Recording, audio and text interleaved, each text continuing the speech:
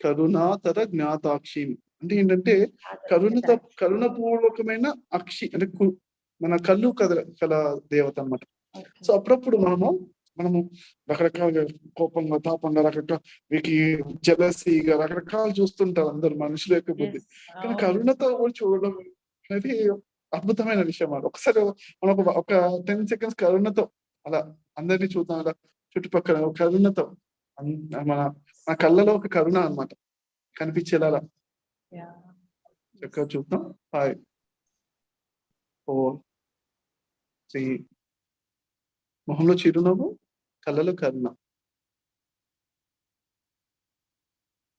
2 1 0. Very good friends. అయితే కళ్ళ లోపల కూడా మన శక్తిని మనము అవేర్నెస్ తో గమనించగలగడం అనేది ఇందులో ఉన్న గొప్పతనం అన్నమాట.